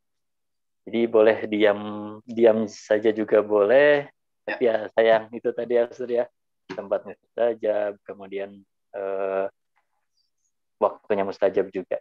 Ini ada pertanyaan dari Pak Dudi Rahmadi melalui chat di Zoom. Assalamualaikum Ustaz, mau bertanya, kalau sedang sa'i kemudian datang waktu sholat, sholatnya di mana ya Ustaz ya? Iya. Ya, baik, Pak. Ketika tawaf, sa'i, kemudian datang waktu sholat, azan. Di mana sholat kita? Di situ sudah ada garis-garis soft untuk sholat, Bapak. Ya, dan menghadap ke kiblat, ke Ka'bah. Jadi jangan khawatir di mana sholat, di tempat sa'i. Dan itu biasanya oleh pembimbing memang dipilih waktu dipaskan ketika sholat di tempat sa'i, kan gitu, Ustaz Maskur. Misal umroh kedua, Bapak Ibu ya, kita umroh 2. Umroh kedua itu biasanya diawali dengan ziarah dulu, city tour. City tour terus ngambil mikot di Ja'ronah biasanya. Atau di mana? Di Ja'ronah, kalau enggak di Hudaybiyah. Entah tergantung ziarahnya kemana tuh. Nah begitu nyampe hotel kan menjelang duhur. Kita makan, kemudian sholat duhur di pelataran atau di Masjidil Haram di pelatarannya supaya nggak kencar jamaah. Kemudian masuk untuk tawaf. Tawaf, kemudian mendekati asar, mepet asar, kita sudah selesai tawaf. Minum zam-zam, sholat 2 rakaat, berdoa, kemudian ke tempat sa'i. Itu kan menjelang asar. Dan itu biasanya pilihan pembimbing seperti itu. Supaya apa? Ketika waktu sholat tiba, tidak berada di tempat sa'i. Tempat tawaf maksud saya. Kenapa? Kalau ketika sholat berada di tempat tawaf, di bawah, itu ketika sholat itu dipisah. Bapak dan ibu dipisah. Otomatis jemaah pencar, buyar. Dan kebanyakan yang hilang ketika itu, Ustaz. Biasanya ketika itu tuh, ketika sholat di tempat tawaf, ibu-ibu belah sana kata Askar. Bapak-bapak belah situ. Habis sholat kemana sih? Pencar akhirnya, cari-carian. Dan itu yang bikin apa ya, bikin lama proses umroh kita. Makanya setiap pembimbing saya yakin, termasuk Ustaz Maskur juga, kita selalu pilih perkiraan kira-kira asar kita harus ada di tempat sa'i. Kenapa? Kalau sudah di tempat sa'i, ketika azan asar itu nggak terpisah. Dan di situ sudah ada safnya, Pak. Saf ibu di agak belakang, bapak agak depan, kelihatan bareng-bareng kok kita sholat. Nah, jangan khawatir ketika sa'i, justru itu pilihan terbaik. Ketika tawaf, ketika sa'i, kumandang asar. Itu sholat di situ ada saf. Dan saya sampaikan lagi jarak ya. Jarak ini penting nih. Makanya Bapak Ibu ya, sebelum berangkat, kapan berangkat kalau alam? Yang penting kesiapan dulu sekarang. Latihan apa? Jalan. Karena jarak Safa Marwah itu kurang lebih 394 meter. 400 meter dah. Ya, 400. Atau orang suka ngomong, bilang setengah kilo kan gitu. Setengah kilo biar gampang. 500, padahal 400-an, 394 meter. Ya, 400 meter dikali 7 berapa itu, Ibu? 2 kilo, 2,8, hampir 3 kilo. Kita nggak pernah jalan nih, Ustaz. Ketika nyampe di sana, ya Allah, tawaf begini, tawaf mending bisa mepet ke Ka'bah, agak dekat. Tapi kalau sa'i nggak bisa ditawar, harus 3 kilo jalannya. Kalau kita nggak ada latihan fisik, nggak ada latihan jalan, itu repot tuh. Ya baru jalan dikit, udah kemeng, udah pegel, udah ini. Nah, jadi latihan jalan mulai dari sekarang. Masalah sholat, insya Allah di sana lebih nyaman waktu asar kita di tempat sa'i daripada di tempat tawaf. Ya, gitu Bapak ya. Wallahu a'lam bishawab. Ya, Pak Rudi, mudah-mudahan terjawab pertanyaannya. Bapak Ibu silakan yang ingin bertanya, masih ada waktu. Tema sekarang tentang sa'i. Insya Allah Dago Wisata akan menjelaskan setiap rukun, kemudian ziarah juga, kemudian hikmah-hikmahnya juga. Kemarin terakhir tentang mikot Ustaz. Nah sekarang harusnya tawaf, cuma karena berhalangan pengisinya, jadi kita loncat dulu ke sa'i. Tawafnya belum ya? Belum Ustaz. Jadi kita ke sa'i dulu. Insya Allah nanti acara selanjutnya mengenai rukun-rukun yang lainnya. Cuman pelaksananya nggak begini nanti Bu, nggak sa'i dulu tawaf. Ya. Jadi rukunnya harus dihafal mulai dari ihram, tawaf, sa'i, tahallul. Seperti itu ya Bapak Ibu. Iya. Silakan Bapak Ibu yang ingin bertanya, masih kita buka session karena betul itu tadi, jadi ibadah umroh haji ini bisa jadi satu kali seumur hidup buat kita, jadi benar-benar dimanfaatkan sebaik mungkin. Makanya kita juga ada tagline mabrur sebelum umroh itu ya. Salah satunya alasannya bisa jadi ini ibadah 1 tahun seumur hidup buat kita bagi yang diizinkan oleh Allah. Silakan Bapak Ibu.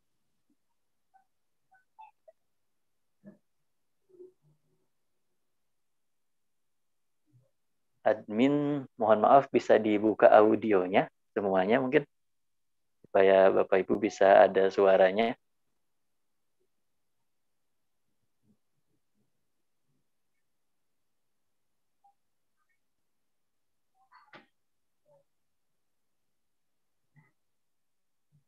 Ada Bu Yanti, kemudian Bu Hania, Bu Arintina, Pak Ari, Pak Dudi, kemudian Bu Nei, ada Bu Ipit, Bu Enden, Bu Dian, ada Bu Rasmi, Bu Nani, silakan Bu.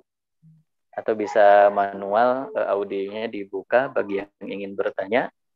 Bu Hera atau Bu Ummu Fatur, Pak Wisman, Bu Ikah, Ibu Sutarni, Pak Heri, Ibu Dewi Kustini, silakan yang ingin bertanya.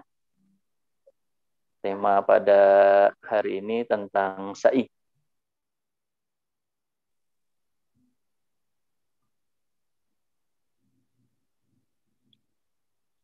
Baik, Ustadz, kira-kira ada yang ingin disampaikan lagi materinya?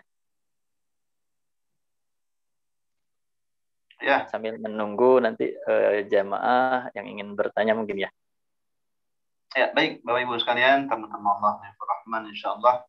Yang terpenting kalau memetik dari pelajaran hikmah sa'i tadi, yang harus kita masukkan dalam diri kita, dalam keyakinan kita bahwasannya nomor 1, ketertundaan kita berangkat itu bukan sesuatu yang buruk, bukan sesuatu yang tanpa hikmah, mustahil. Yakini pasti ketertundaan kita ini pasti Allah akan buka hikmah yang besar yang belum kita pahami di depan nanti. Ya. Kenapa? Karena kita harus yakin betul dengan firman Allah, dan Allah mustahil, innallaha la yukhliful mi'ad. Allah tidak akan menyalahi janjinya sendiri. Apa kata Allah? Al-Baqarah 214 Bapak Ibu. Ini untuk mengobati sedikit kekecewaan kita, wajar. Saya sih bisa pahami Ustaznya. Kita sudah rencana, ternyata nggak jadi, kecewa, wajar. Cuman kalau kita kembali ke firman Allah, janji Allah, Al-Baqarah 216. Apa kata Allah? Wa asa an takrahu syai'an wa huwa khairul lakum wa asa an tuhibbu syai'an lakum wallahu ya'lamu wa antum la ta'lamun. Ini penting sekali nih Bu. Ya, untuk ngobatin kekecewaan kita nih. Janji Allah loh. Wa asa an takrahu syai'an wa huwa khairul lakum. Boleh jadi kau nggak senang dengan satu kondisi. Ya, nggak senang nih. Saya nggak senang. Ibu nggak senang, bapak udah siap-siap nggak senang, saya kesel gitu kan ya. Tapi kata Allah, wa huwa khairul lakum, tapi itu baik untuk dunia akhiratmu, yang terbaik yang begini. Dan sebaliknya kata Allah, wa santuhibbu syai'an wa huwa syarrul lakum. Boleh jadi kamu merencanakan sesuatu, pengen begini, pengen begitu, pengen tapi buruk untuk dunia akhirat Anda. Lihat kalimat belakangnya Ustaz. Kalau ada Quran, soalnya silakan Ibu dibuka Al-Quran Al-Baqarah 216. Ujungnya apa? Wallahu ya'lamu wa antum la ta'lamun. Allah itu Maha tahu yang terbaik untuk Anda. Makanya kata Allah, aku tunda keberangkatan Anda, dan situ nggak tahu hikmahnya. Nanti ketahuan nanti tuh. Setelah berangkat, ya Allah, ternyata kita lebih nyaman, lebih nikmat, lebih khusyuk ibadah di sana, lebih. Nanti Allah bukakan hikmahnya, Bu. Catatan apa? Jangan pernah masuk dalam diri kita suudzon, buruk sangka kepada Allah. Apalagi menyalahkan, dan bukan salah siapa-siapa, nggak ada salah ini. salah Saudi ini mah gara-gara bukan, gara-gara salah travel ini mah gara-gara ini semua travel kok. Salah Allah, nggak mungkin. Jangan sampai seperti itu. Ini masalahnya Allah, bukan salah kita yang belum mampu mengambil hikmah ada apa rahasia di baliknya. Yakinlah, yakin. Demi Allah, saya sering sampaikan ini. Ya, kalau kita bisa ambil hikmah satu aja, itu sujud syukur tuh. Contoh, saya punya tante, punya saudara kemarin yang dari Jakarta ke Pontianak, itu kan pesawatnya jatuh. Pesawat apa itu? Pesawat Air Asia kalau nggak salah ya, yang jatuh itu ya. Nah itu sebetulnya tante saya naik pesawat itu hari itu jam itu. Ternyata PCR-nya belum keluar. Marah Bu. Di terminal di Cengkareng marah. Kok PCR saya lama amat? Saya ketinggalan pesawat. Saya marah menuntut. Ternyata nggak berapa lama jatuh itu pesawat, hilang semua. Ya Allah, sujud syukur ini tante saya Bu. Ini kalau saya tarik dalam satu hikmah kenapa kok terlambat, wallahu a'lam, rahasia apa ini Allah, bisa jadi Allah selamatkan kita dari bencana-bencana yang seperti itu. Boleh jadi kita sesuatu yang nggak enak, ternyata di baliknya ternyata kalau kita berangkat nanti begini, lebih nyaman begini, itu nanti oleh Allah disingkap di sana insya Allah di tanah suci. Dengan catatan apa? Dengan catatan jangan pernah sampai kita bersuuzon, sampai mengatakan coba seandainya. Sudahlah, kalau sudah berhadapan dengan takdir seperti ini, tugas kita apa? Fa iza azam fatawakkal 'ala Allah. Tawakal saja, kita sudah maksimal ikhtiar. Saya yakin semua travel termasuk apalagi dagang wisata terus itu Pak Haji Dodi terus kontak ke Mekah, kontak ke Saudi, gimana nih perjalanan jemaah, apakah bisa, pasti seperti itu. Nah, ternyata qadarullah sampai sekarang belum berangkat. Sudah faiza azam, kita sudah azam, bertekad, sudah melakukan yang terbaik. Sisanya apa? Tawakal, kan seperti tadi sa'i. Sudah kita terima dengan lapang hati sambil ikhtiar. Ikhtiarnya apa? Ikhtiar kita terus bertanya, kapan nih kira-kira Saudi akan buka lagi visanya, terus batasan umurnya gimana nih, kapan? Terus kita usaha untuk ikhtiar bersana, sisanya apa? Tawakal Allah. Kalau sudah waktunya, insya Allah biiznillah kita bisa ibadah dengan nyaman dan nikmat itu Bu ya. Mudah-mudahan ibu-ibu diberi kesabaran. Terus mohon kepada Allah dengan doa apa? Rabbana afrigh alaina sabron wasabbit aqdamana wansurna 'alal qaumil kafirin. Ya Allah, masukkan ke dalam hati saya rasa sabar menunggu keberangkatan. Ini bukan aib, bukan jelek. Bahkan orang yang sudah daftar dia belum berangkat, saya pernah baca satu hadis. Ini orang sudah tercatat Bu. Ibu sudah daftar, sudah tinggal berangkat, ternyata nggak berangkat. Itu sudah tercatat menjadi mu'tamirin, tamu Allah. Apalagi ditundanya lama, ibu dihitung umroh terus. Kan begitu. Kita jangankan umroh Bapak Ibu kerjasama sama orang kan gitu ya, join bisnis. Ternyata uangnya dibawa kabur sama orang. Itu selama dia belum kembali, ini tuh uang ibu dianggap sedekah setiap hari. Sebesar apa? Sebesar yang dibawa lari kabur oleh orang. Apalagi umroh. Kita sudah niat umroh, belum berangkat. Saya yakin pahala mengalir terus. Bukankah kata Nabi SAW, orang yang sudah niat ibadah, dia akan dapat pahala. Ya. Kalau dilaksanakan, berlipat-lipat pahala. Tapi kalau berbuat maksiat, belum melakukan, dia tidak dianggap maksiat. Bahkan kalau nggak jadi, dapat pahala. Gitu ya. Kita apalagi niat ibadah kan gitu saja. Sudahlah, kita berhusnuzon saja kepada Allah sambil kita berdoa kepada Allah sambil kita ikhtiar dengan tadi tuh diantaranya olahraga ya Bapak Ibu ya, olahraga. Jangan pas nanti waktunya berangkat belum siap tuh fisiknya, capek dan sebagainya. Termasuk ilmu juga kita terus, makanya digulirkan terus dari wisata, diulang-ulang, barangkali lupa lagi mikotnya apa, ihramnya apa, tawaf, sa'i dan sebagainya. Insya Allah kita selalu rawat jamaah ini, selalu kita ulangi terus supaya remindernya ingat terus ketika sudah hari H berangkat, insya Allah lebih siap dan lebih khusyuk ibadah di tanah suci. Kan gitu Ustaz ya. Ya, mangga barangkali hanya yang disampaikan oleh jemaah. Baik, ya Bapak Ibu, masih ada waktu untuk sesi pertanyaan.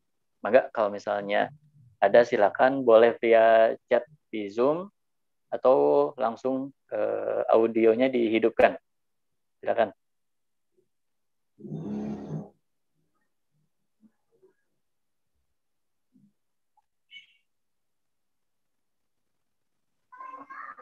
Ya. Sepertinya tidak ada Ustadz. Mudah-mudahan artinya sudah paham semua. Kalaupun belum paham, mungkin banyak referensi di yang lain juga ya, sambil ditambahkan lagi. Seperti itu, Ustaz. Sekali lagi, Bapak Ibu silakan bagi jemaah yang ingin bertanya. Kalau tidak ada,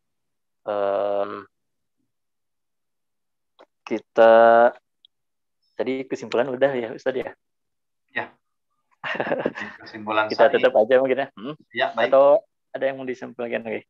Iya, saya kira sudah cukup ya. Jadi kesimpulannya, ibadah sa'i ini adalah ibadah yang tidak berdiri sendiri, kemudian ada penyebab untuk sa'i, dan jangan khawatir tentang doa-doa ya. Sa'i, pokoknya ibu ikuti aja pembimbingnya, doa-doanya jangan jadi beban dan jadi pikiran. Apapun, ketika kita sebelum berangkat sa'i, sebelum berangkat umroh juga selalu briefing kan itu Ustaznya. Ya, pasti briefing terus. Nanti kira-kira ibu sekarang belum ada pertanyaan nih. Nanti ketika sudah berangkat atau di bandara, di lounge umroh atau di mana, baru jangan pernah sungkan. Ini pesan saya ya, jangan pernah ibu merasa orang lain menganggap pembimbing ini sudah anggap keluarga kalau nggak jelas tentang mens, haid misalnya ya.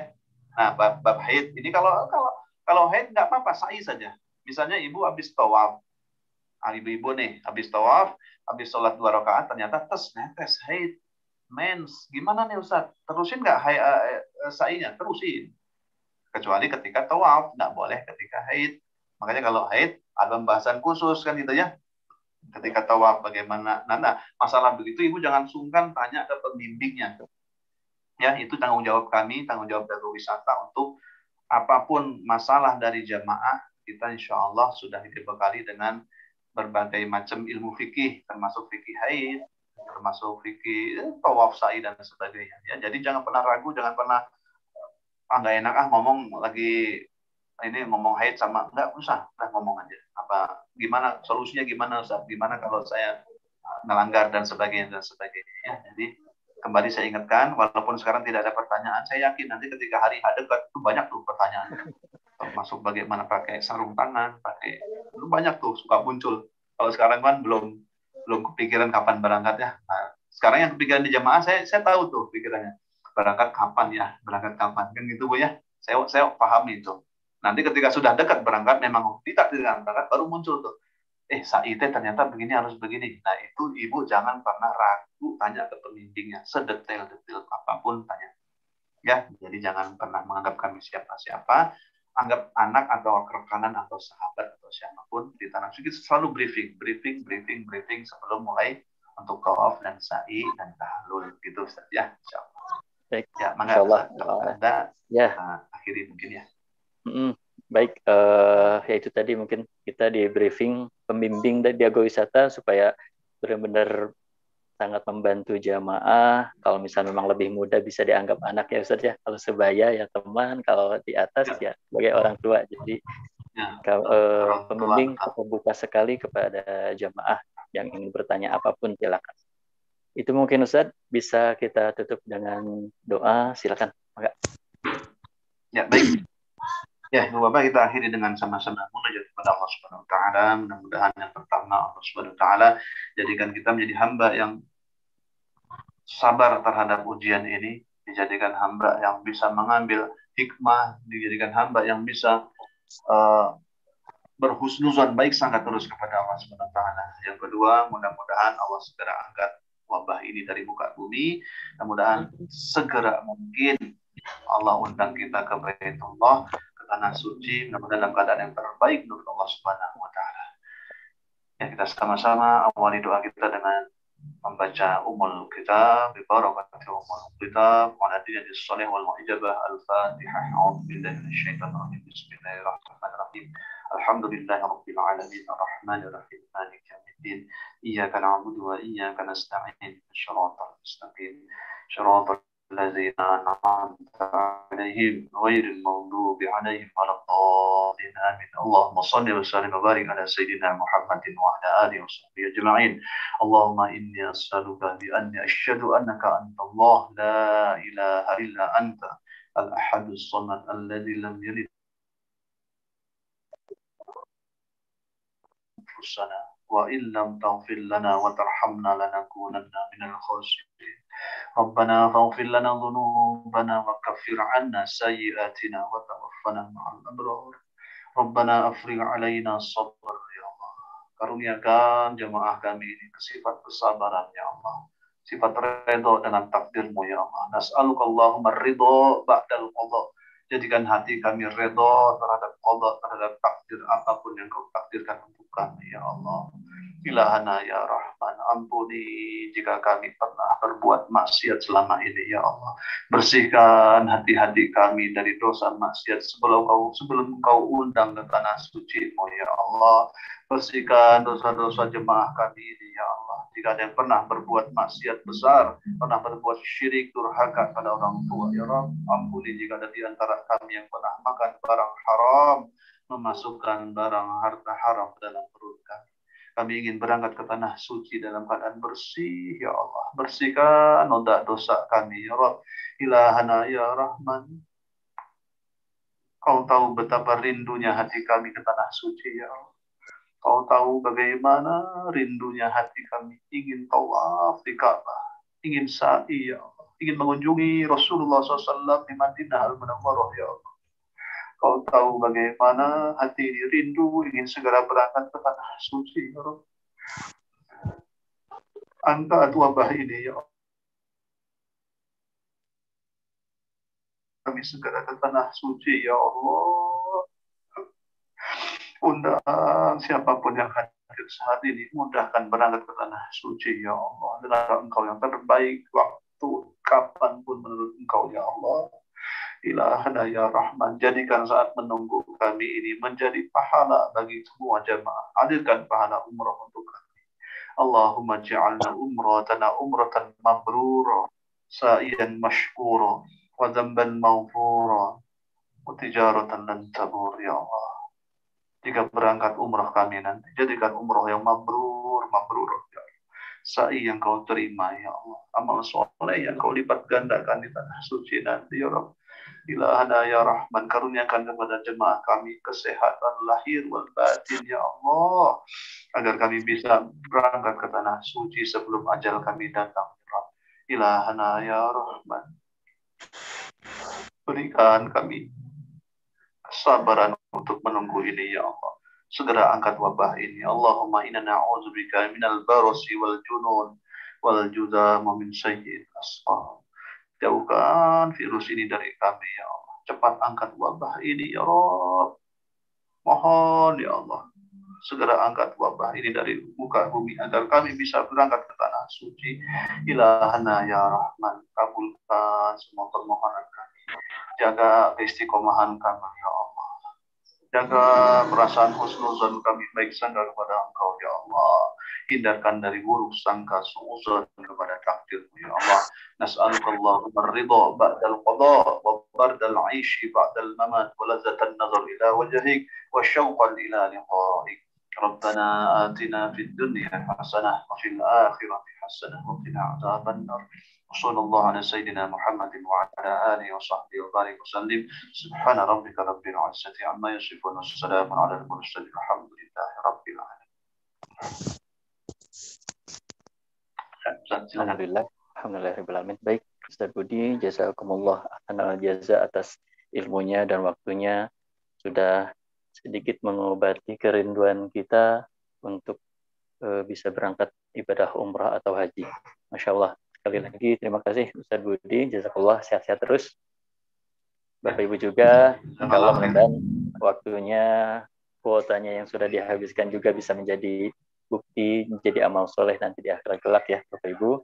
Sehat-sehat juga, tetap jaga protokol kesehatan. Insya Allah untuk minggu depan tetap akan ada manasik yang berjudul Ihram bersama Ustadz Ali Ridwan. Di Sabtu depan akan ada manasik lagi. Insya Allah nanti untuk linknya akan di-share juga di grup keberangkatan semuanya. Baik, itu saja mungkin yang bisa kami sampaikan. Kurang lebihnya mohon maaf. Kita sama-sama pamit. Ustaz ya.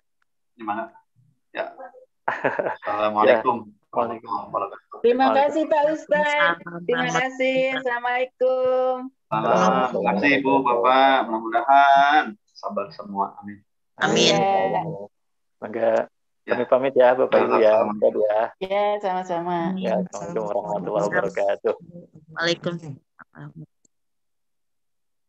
Waalaikumsalam warahmatullahi wabarakatuh.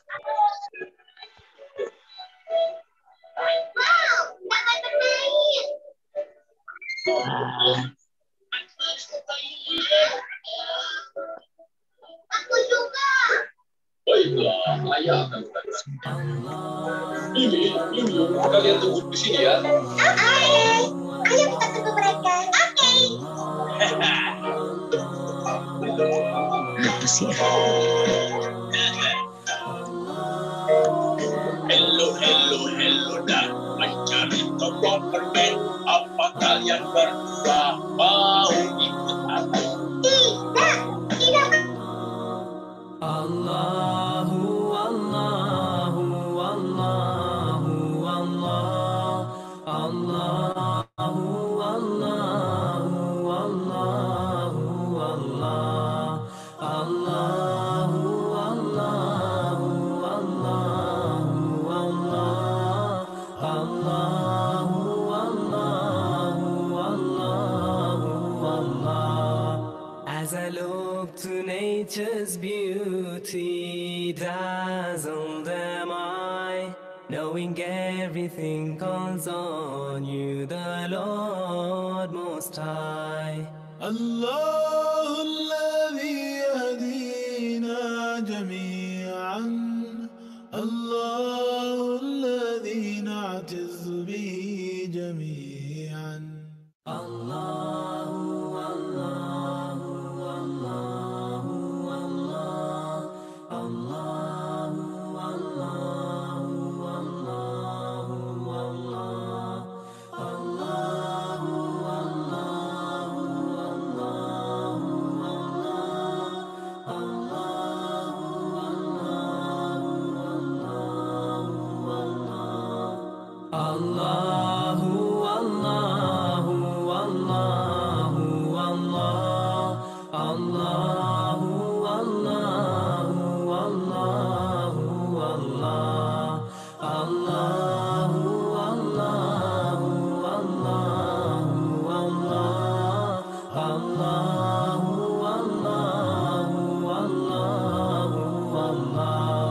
As I look to nature's beauty, dazzled am I, knowing everything calls on you, the Lord Most High.